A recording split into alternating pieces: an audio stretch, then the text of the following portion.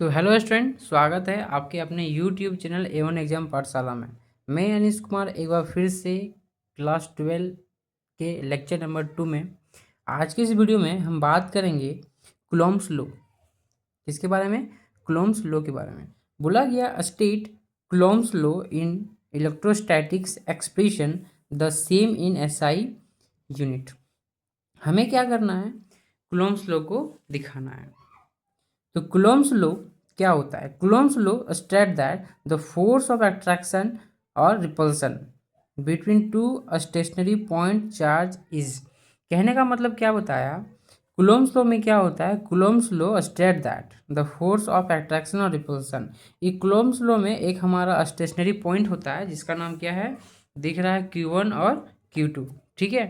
इसमें बताया जाता है कि इसमें क्या होगा, बताया कि अट्रैक्शन और repulsion between two stationary point charge, इसमें दोनों होगा। अट्रैक्शन और रिपल्सन दोनों में हो सकता है। ठीक है। अब आप यहाँ पे ध्यान दीजिएगा कि इसमें बताया गया है फर्स्ट में कि directly proportional to the product of the magnitude of the two charge. इसमें क्या होगा कि एफ जो प्रोपोर्शनल होगा किसका होगा? Q1 और Q2 का होगा। किसका होगा? Q1 और Q2 का, जो हमारे यहाँ चार्जेस दिया हुआ है। ठीक है। ये क्या होगा? डायरेक्टली प्रोपोर्शनल होगा। क्या होगा? डायरेक्टली प्रोपोर्शनल होगा किसका? चार्ज का। चार्ज हमारा क्या? Q1 और Q2 है। तो हम इसको क्या मानेंगे? इक्वेशन नंबर 1 मानेंगे। दूसरा में क्या है कि बोला गया है कि inversely proportional to the square of distance between them. दूसरा में क्या है? दूसरा में हमारा इन्वर्सली प्रोपोर्शनल किसका? इस दोनों बीच का जो डिस्टेंस होगा ना भाई, इन दोनों बीच का जो डिस्टेंस होगा आर, उसी का वो क्या लिखेंगे? F proportional 1/r²। इसे हम क्या मान लिए? Equation number 2। क्या मान लिए? Equation number 2। This force act along the line joining the two charge. इसमें क्या बोला गया है कि this force act along the line joining the two charge. हम क्या करते हैं? दो चार्ज को हम ज्वाइन कर देते हैं। ठीक है। यहाँ तक तो क्लियर है। देखिए, if two point charge Q1 and Q2, दो पॉइंट चार्ज है Q1 और Q2, are separated by small distance r. इन दोनों के बीच में किससे सेपरेट किया गया है? स्मॉल आर से। ठीक है। देन द फोर्स एफ, इसमें जो फोर्स लग रहा है उसमें फोर्स का नाम क्या है? एफ ऑफ अट्रैक्शन और रिपल्सन। या तो अट्रैक्शन होगा या तो फिर रिपल्सन होगा बिटवीन देम सच दैट। चलिए हम आगे बढ़ते हैं। यहाँ तक तो आपको समझ में आ गया होगा। यहाँ पे ध्यान दीजिएगा। यहाँ पे क्या है कि कंबाइनिंग इक्वेशन 1 एंड 2, हम क्या करेंगे? इक्वेशन को कंबाइन करेंगे। क्या करेंगे? इक्वेशन को कंबाइन करेंगे। We get F proportional Q1 और Q2, एफ प्रोपोर्शनल Q1 और Q2 बाय R²। यहाँ पे ध्यान दीजिएगा, जैसे कि हमारा जो इक्वेशन है F proportional Q1 into Q2 1 और एफ प्रोपोर्शनल 1/r², जब इसको हम कंबाइन कर देंगे तो क्या होगा? Q1 Q2 by R²। मतलब लिख सकते हैं हम यहाँ पे हम लिख सकते हैं कि एफ प्रोपोर्शनल जो होगा Q1 Q2 बाय R²। अब यही जो है हमारा प्रोपोर्शनल हटाएंगे तो कांस्टेंट क्या लगता है? हमारा कांस्टेंट के लगता है। क्या लगता है? कांस्टेंट के। बोला वेयर के जो है हमारा क्या है? Constant of proportionality is called electrostatic force constant. इसको हम क्या बोलते हैं?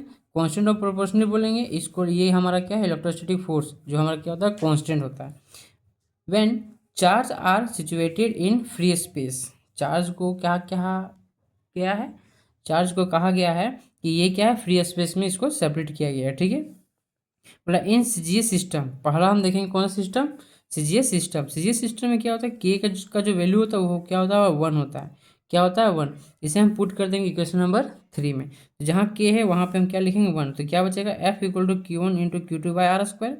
अब हम आगे बढ़ते हैं। अब हम आते हैं एम के सिस्टम में। एम के सिस्टम में क्या होता है कि बताया जाता है कि k equal to 1/4 pi in equation number 3। इसमें पुट करेंगे के की जगह में तो हमारा आ जाएगा F equal to 1/4 into Q1 into Q2 by R²। अब आप यहाँ ध्यान दीजिए, यहाँ पे क्या हुआ?